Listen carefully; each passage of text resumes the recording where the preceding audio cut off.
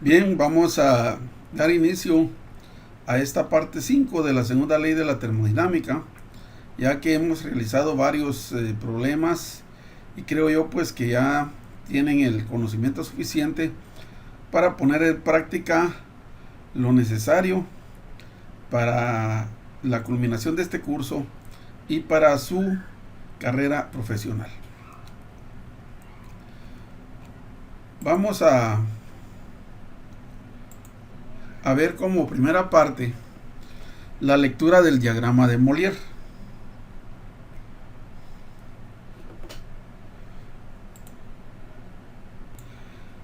Hay varios videos que les subí a la plataforma y que explican detalladamente cómo se debe de interpretar este diagrama, que es una hoja que tiene mucha información,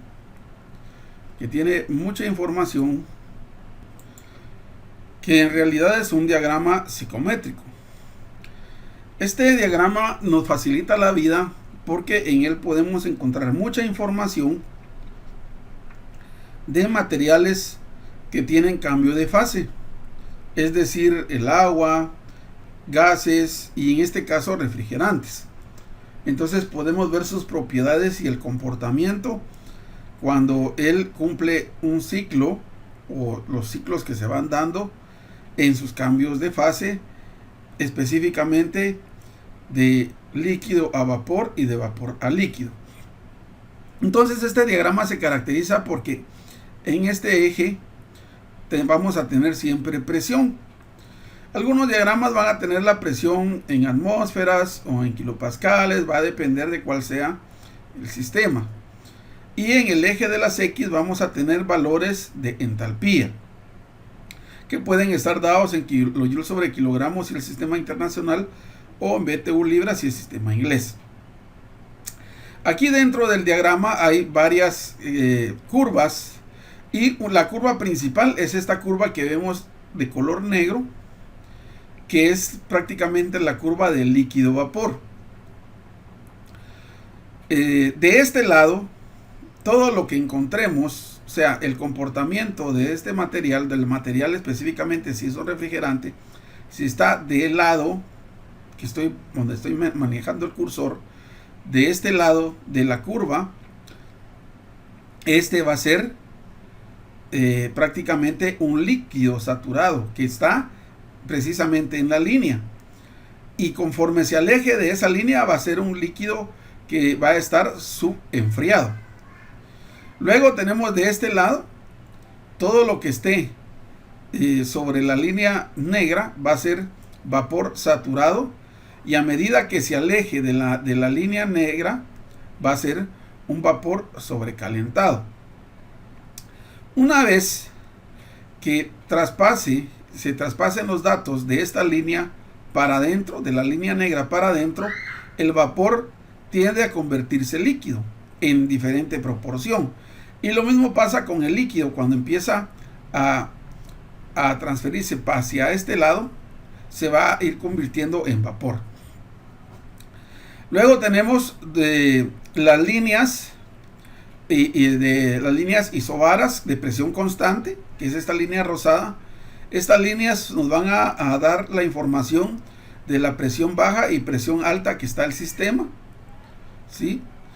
Esta nos va a permitir a nosotros determinar el proceso de evaporación que da de líquido a vapor, y el proceso de condensación que va de vapor hacia líquido. Luego tenemos las líneas. Esta línea de color verde es la línea isoterma de la temperatura constante.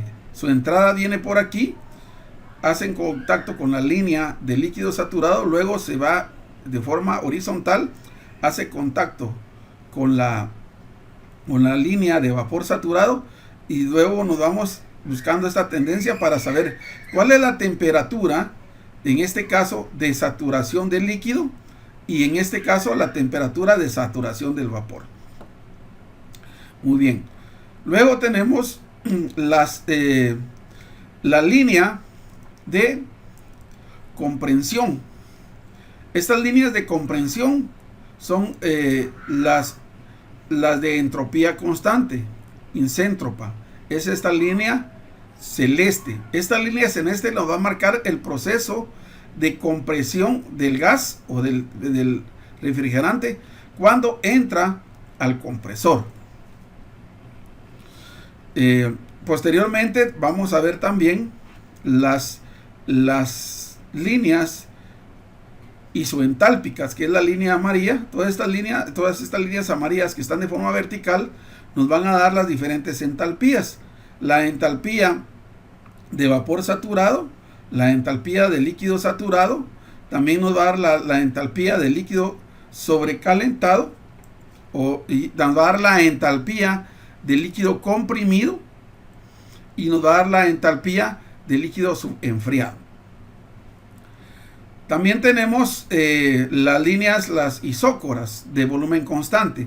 Esas líneas nos van a dar a nosotros el dato del volumen específico a determinada temperatura, ¿sí? O a determinada presión del vapor, y que va a estar también dadas también el volumen específico para el líquido, en este caso el líquido que se va formando como vapor en este lado. Una última que nos haga falta, creo que ahí estamos. Recordemos siempre que las líneas de presión constante nos van a dar de una presión constante de líquido a vapor para proceso de vaporización, y de vapor hacia líquido para proceso de condensación. Entonces, con esa explicación breve que de alguna manera ustedes ya tienen en algunos videos, pues creo que vamos a pasar a resolver un problema utilizando toda la información de un diagrama de Mollier.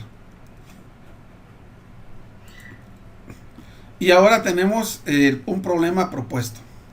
Dice lo siguiente: al compresor de un refrigerador entra refrigerante 22, o sea 22R, como vapor sobrecalentado a 320 kilopascales, que es equivalente a 3.2 bars, y 5 grados Celsius, negativo, o sea menos 5 grados Celsius, a una tasa de 0.075 kilogramos sobre segundo, y sale a 1400 kilopascales o 14 bars. El refrigerante se enfría en el condensador a 26 grados Celsius y 1400 kilopascales, y se estrangula a 320 kilopascales. Descarte todas las caídas de presión y transferencia de calor en las líneas de succión y descarga, y determine las temperaturas de subenfriamiento y sobrecalentamiento. Subenfriamiento sería para el condensado y sobrecalentamiento para el vapor. B, la tasa de remoción del calor del espacio refrigerado, o sea, lo que el refrigerante saca dentro del refrigerador. Luego, la tasa de eliminación de calor al ambiente, o sea, lo que el condensador expulsa hacia el ambiente que está dentro de la casa. Inciso D, el trabajo del compresor, o sea, el trabajo que se le hace al sistema para que circule todo el refrigerante. F, el coeficiente de operación CDFR o coeficiente de funcionamiento del refrigerante. G, la carga térmica que sirve o que se puede enfriar en 12 horas.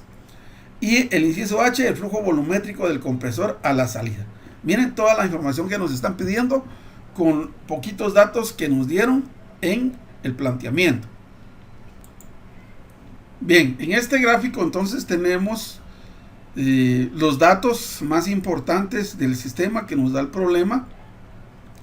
Este es el compresor, aquí le está haciendo trabajo al sistema. Luego sale el vapor, en este caso ya comprimido a 14 bars. Si nos damos cuenta, aquí el vapor está entrando sobrecalentado a una presión menor, que es 3.2 bars. El compresor comprime el gas y lo saca a alta presión. Este gas entra al condensador y a la misma presión sale, pero a 26 grados Celsius. Y luego esta válvula de expansión hace que el gas pierda presión y luego entra al evaporador a 3.2 bars, y así se mantiene el sistema. QL, que tiene que ser QL minúscula, recuerden, este valor de QL es lo que el evaporador está absorbiendo de los alimentos dentro del refrigerador, y QH pues es la fuente de calor de alta temperatura o lo que el condensador está expeliendo hacia el ambiente. Bueno, entonces aquí tenemos el diagrama de Mollier para el refrigerante R22. Este refrigerante R22 podemos obtener esta gráfica. Aquí abajo tengo la descripción del enlace que también se los mandé. Entonces aquí se dan cuenta, aquí están todas las líneas que vamos a utilizar para poder encontrar los datos. Vamos a iniciar marcando la línea de baja presión, que es esta roja, cuya dirección va a ser de condensado hacia vapor, y luego la línea de alta presión, que su dirección va a ser de vapor hacia condensado. Y entonces, si se recuerdan, tenemos la presión de baja, que es 3.2 atmósferas, y presión de alta, 14 atmósferas. Aquí ya las tenemos graficadas, y esas van a ser las que nos van a servir para darle continuidad al problema. Ahora nos vamos a ubicar en la temperatura. La temperatura de entrada al compresor es de menos 5 grados Celsius. En estas líneas isotermas podemos darnos cuenta aquí en el eje de las X, adentro de las entalpías, podemos darnos cuenta que están los datos de salida del compresor del vapor, y aquí nos ubicamos en el valor de 0. Luego tenemos 10, menos 10, menos 20, menos 30, menos 40, menos 60, ¿sí? Como el valor es de menos 5, entonces tendríamos que ubicarnos entre 0 y 10. En medio de estas dos líneas tenemos que darle seguimiento a esas dos líneas y ubicarnos en la parte de en medio, ¿verdad? Aquí entre 0 y 10. Entonces, si le damos seguimiento, resulta que en este punto, ¿sí?, que intercepta con la vertical, con la horizontal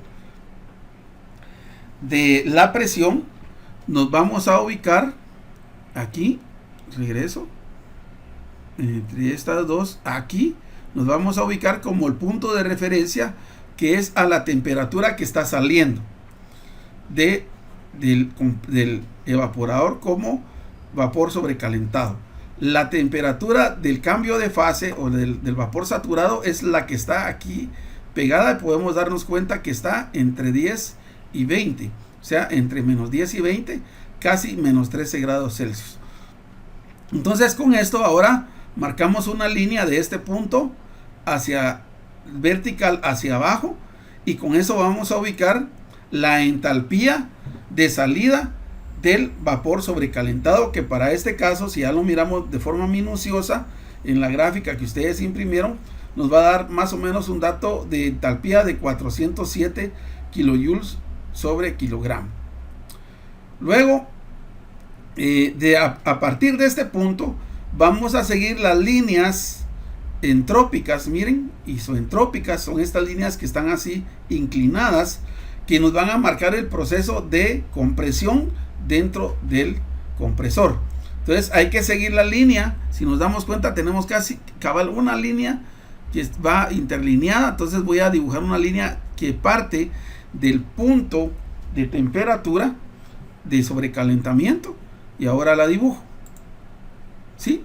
Muy bien. Entonces se fue cabal encima de una línea, ¿sí?, de una línea de entropía, que va a ser más o menos la de 1.8 kilojoules sobre kilogramo grados Celsius. Bueno, ustedes ya vieron cuál es el concepto de la entropía, que es la que maneja más que todo los procesos que no dan transferencia de calor, pero que sí pueden cambiar de fase. Entonces, para eso sirve la entropía. Ya ustedes ya vieron unos videos también. Bueno, entonces seguimos esta línea, y en el punto donde intercepte con la línea de alta presión, en este punto va a haber una línea que también es isotérmica, y ese va a ser la temperatura vapor comprimido que está saliendo del compresor. Si nos damos cuenta, eso está prácticamente pegadito a esta línea. Si seguimos esta línea para abajo, nos vamos a dar cuenta que esa línea está entre 60 y 80. O sea que esta línea realmente vale 70. Esta que está aquí. Pero el punto intercepta un poquito separada. Entonces, más o menos el valor de temperatura de salida del compresor va a ser de 72 grados Celsius. Un valor aproximado. ¿Qué más? Bueno, ahora procedemos a darnos cuenta también que aquí hay varias líneas. Si se dan cuenta, estas líneas que van para acá, que son las líneas isocóricas, ¿sí? Que son las líneas que nos van a dar el volumen constante.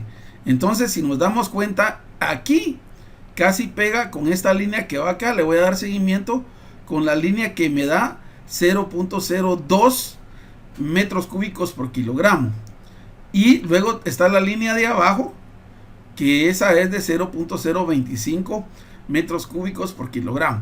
Entonces está un poquito abajito, entonces le vamos a poner un dato de volumen específico de 0.021 metros cúbicos sobre kilogramo. Entonces ya tenemos la temperatura de salida del compresor y el volumen específico a la salida del compresor. Y ahora podemos trazar desde este punto donde interceptó esta inclinada, que es la entrópica, y donde interceptó la presión alta, y donde se origina también la temperatura de salida, y nos vamos a una vertical hacia abajo y vamos a encontrar la entalpía del vapor que sale del compresor, que para este caso va a ser un valor aproximado de 450 kilojoules sobre kilogramo, ¿sí? Aquí casi pega, miren.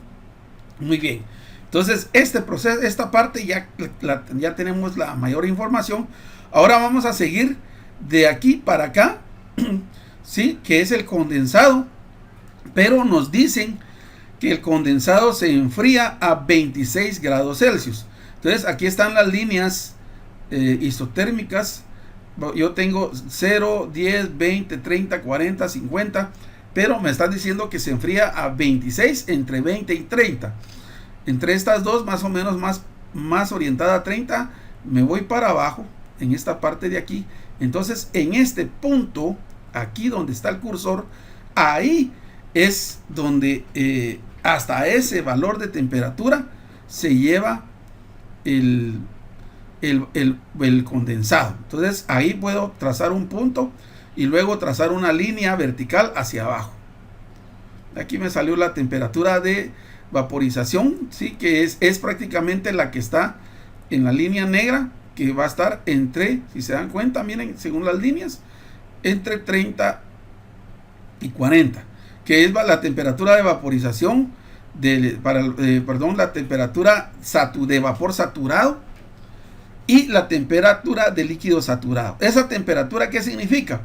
Que, por ejemplo, si el vapor saturado se disminuye de 36 grados, si se disminuye un 0.1 grado, se empieza a convertir líquido.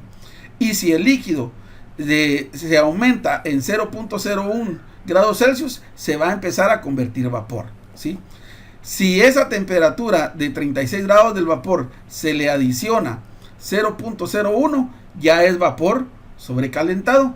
Y si esta temperatura se le quita 0.01, ya es vapor subenfriado. Pero vamos a regresar entonces a la temperatura del vapor subenfriado. Entonces, que es temperatura de salida del condensador 26 grados. Y ahora sí, voy a trazar la línea, ¿sí? Que está entre 20 y 30, más pegado al 30.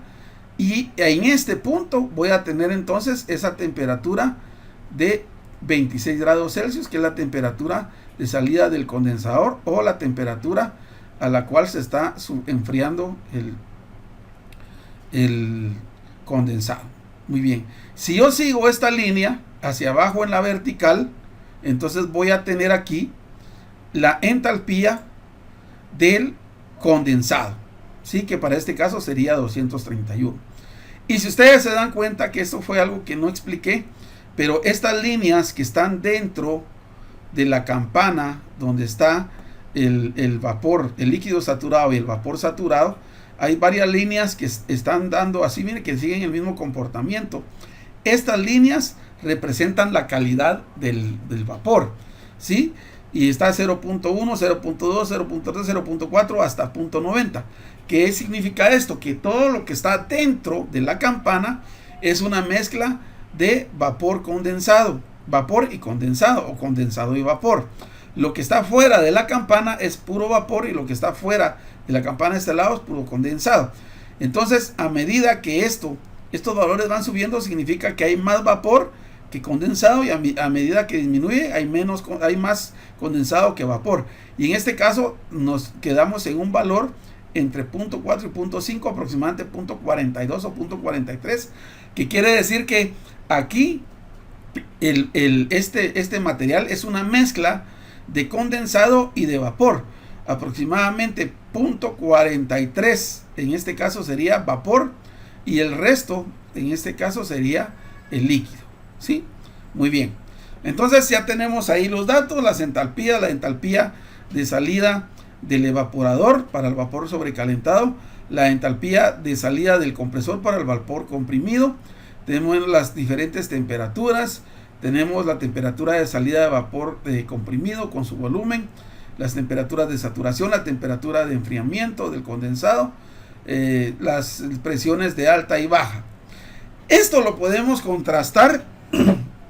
Esto lo podemos contrastar nosotros en algunas tablas, pero el manejo de tablas a veces se vuelve complicado. Por eso es que es más práctico utilizar este diagrama, porque el diagrama nos da prácticamente una forma sencilla de poderlo hacer. Vamos a ver rápidamente. Miren, por ejemplo, si se recuerdan, primero tenemos la temperatura, la temperatura del vapor que está saliendo del evaporador, menos 5 grados Celsius, ¿sí? Esta es entalpía para líquido y vapor no saturado. Quiere decir que en este caso sería vapor sobrecalentado y líquido subenfriado. Entonces, primero miremos el vapor que entra al compresor. Va a estar entre 3.2 atmósferas aquí, o 320 kilopascales. Aquí tengo 296 y 354.9. En medio de estas dos, o entre estas dos, está esa presión. Entonces aquí me ubico en presión y luego voy a buscar temperatura de este lado. ¿A qué temperatura? A menos 5. Entonces, si se dan cuenta, aquí tengo menos 10 y 0. O sea que menos 5 tendría que estar en medio de estas. Y si ustedes se dan cuenta, tengo tres opciones. Tengo de 402.5, 409 y 408. Si ustedes agarran esos tres valores, porque este valor que está aquí, todas las celdas que están en blanco, significa que es el punto de saturación, ¿sí? El punto donde el vapor donde ese material si sube de temperatura, o en este caso si baja de presión, se vuelve condensado, y si sube de presión, en este caso, ¿verdad?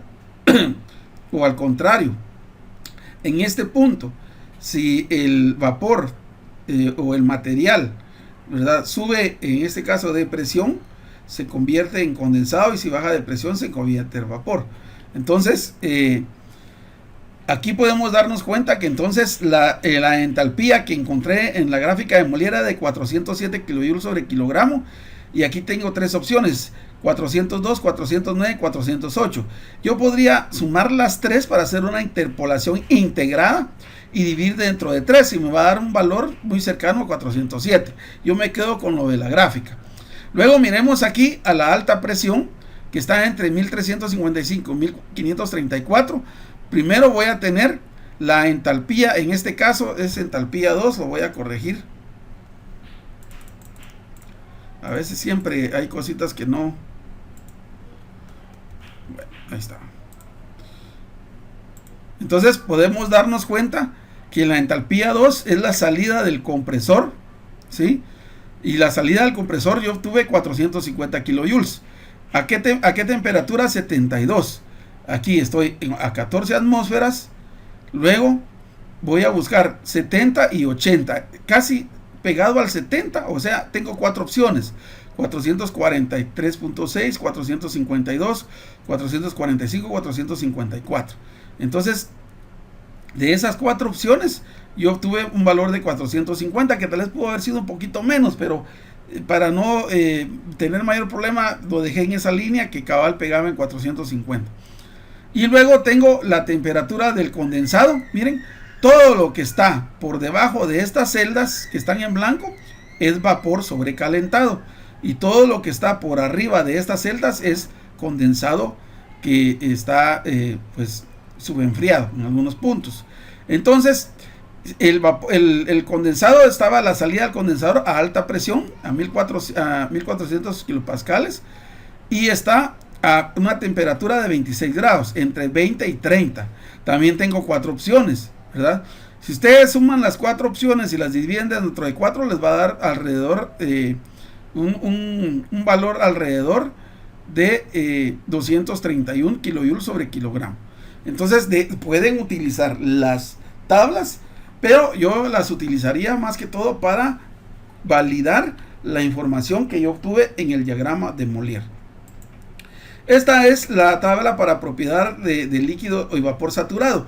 Muchas veces se utiliza también en el condensado, que sale del condensador, se utiliza muchas veces a la temperatura que está saliendo, se asume ese valor. Y si se dan cuenta ustedes, también casi pega porque da 231.7, ¿verdad? Y también más o menos a la temperatura en este caso, sería la temperatura de saturación del vapor, que tengo una entalpía de 401.1. Pero esta tabla solo la presento para ver las coincidencias que a veces se pueden utilizar, pero es preferible utilizar esta tabla. Esta tabla es más certera y me da más confianza de los datos que obtuve yo del diagrama de Mollier. Y luego tengo una última que es para determinar el volumen específico, para verificar. Recuérdense que en la gráfica yo asumí un valor de 0.021 metro cúbico por kilogramo a 72 grados Celsius. ¿A qué presión? A 1400 kilopascales. Entonces aquí en medio de esto y busco 70 y 80 y ustedes van a tener 4 opciones. Tenemos 0.0182, 0.0191 o 192, 0.201 o 0.211 y 0.221.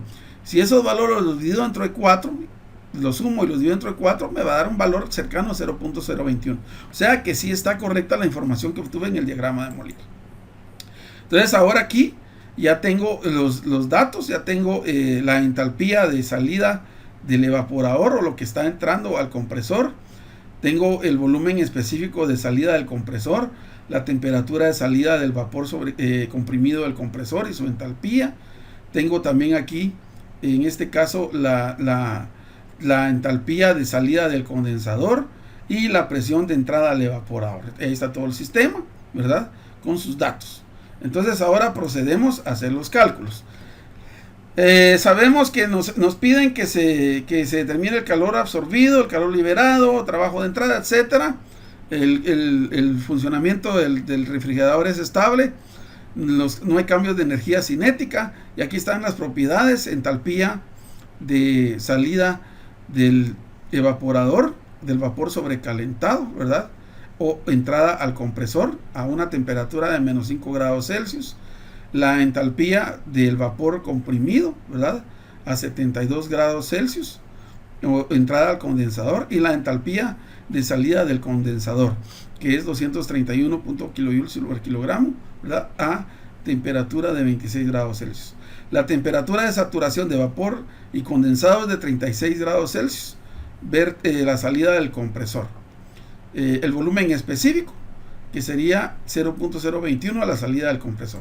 Entonces primero vamos a determinar las temperaturas de subenfriamiento y sobrecalentamiento. La temperatura de subenfriamiento va a ser igual a la temperatura de saturación del condensado menos la temperatura 3, o sea, la temperatura a la cual se enfrió. En este caso serían 36 grados Celsius, que es la temperatura de saturación del condensado, menos 26. 10 grados fueron los que fueron de su enfriamiento para el condensado. Ahora el sobrecalentamiento para el vapor sería la temperatura de salida del evaporador menos la temperatura de saturación o la temperatura de cambio de fase, ¿verdad? la temperatura que puede ser de vaporización o temperatura de condensación, que en este caso nosotros determinamos que era menos 13 grados Celsius según la gráfica. Entonces menos 5, que es la temperatura a la que se sobrecalentó, menos 13 grados Celsius, voy a tener 8 grados Celsius que fueron de sobrecalentamiento para el vapor. Ahora determino la tasa de remoción del calor, o sea, el calor que se libera del espacio refrigerado, que va a ser igual a ecuación de calor masa por calor latente, ¿verdad? En este caso el calor latente es la entalpía de salida del evaporador menos la entalpía de entrada al evaporador, que es entalpía del vapor sobrecalentado menos entalpía del condensado. El flujo másico por esta diferencia nos va a dar un valor de 13.2 kilowatts, que es el calor que el refrigerante absorbió adentro del refrigerador. La tasa de eliminación del calor al ambiente, o sea, el calor que el condensador, el refrigerante tira al ambiente por medio del condensador. La misma ecuación, calor QH sería masa por calor latente. El calor latente sería la entalpía del vapor comprimido menos la entalpía del condensado. Entonces ahora tenemos aquí el flujo másico por la diferencia de esas dos entalpías, y voy a tener una cantidad de calor liberado de 16.42 kilowatts. Ahora la determinación del trabajo. La determinación del trabajo de entrada al sistema. Entonces el trabajo va a ser igual al calor que se liberó en el condensador menos el calor que se absorbió dentro del refrigerador, ¿sí? Que los valores ya sustituidos nos va a dar un trabajo de 3.22 kilowatts, que fue el trabajo que se le hizo al sistema. Ahora la determinación del coeficiente de funcionamiento, según su ecuación, va a ser igual al calor absorbido dividido el trabajo de entrada, y eso me da un valor de coeficiente de 401. La determinación de la carga térmica que se puede enfriar en 12 horas, o sea, qué cantidad de calor se puede absorber en 12 horas. Entonces eso sería igual, la carga, el calor total sería el calor que se absorbe dentro del refrigerador por 3600 segundos, una hora, en este caso, aquí hay otro errorcito. En este caso vamos a componerlo rápidamente porque aquí no son 24 horas sino que son 12 horas. Ahí está corregido, señores, porque son 12 horas las que me están pidiendo. Así es. Entonces vamos a verificar rápidamente con la calculadora para ver si no se nos fue ese dato ahí de más, que serían 13.2 por 3600 por 12, 570.240, así, muy bien, 570.240 kilojoules es lo que puede extraer el refrigerador en 12 horas, ¿verdad? Eso sirve para saber qué cantidad de alimentos se le podría meter al refrigerador y en cuánto tiempo los podríamos tener ya fríos. Bueno, ahora determinación del flujo volumétrico a la salida del compresor. Tomamos el flujo másico, que es 0.075 por el volumen específico a la salida del compresor, ¿sí? ¿Se recuerdan? Que ya es el de vapor comprimido, y esto me va a dar un dato de 5.67 metros cúbicos por hora, ¿verdad? 0.075 por 0.021 por 3600 nos da 5.67 metros cúbicos por hora. Y bueno, aquí entonces tendríamos ya el sistema con toda la información, ¿verdad? El calor que se absorbe, la entalpía de entrada, el vapor, el trabajo a la entrada, el flujo másico, que ya nos lo daron. Ahora tenemos el flujo volumétrico, tenemos aquí también el calor que se sale hacia el ambiente en el condensador, y prácticamente con esto hemos resuelto el problema. Es un problema muy bonito, me gusta mucho la forma de poderlo resolver así. Espero que a ustedes les sirva mucho en su carrera profesional, no solo para ganar este curso. Y con esto, compañeros, se termina el curso de termodinámica. Para mí fue un gusto poder haber compartido con ustedes, Y este es el último problema que comparto. Espero que sea de su beneficio y que lo utilicen adecuadamente. Que Dios me los bendiga.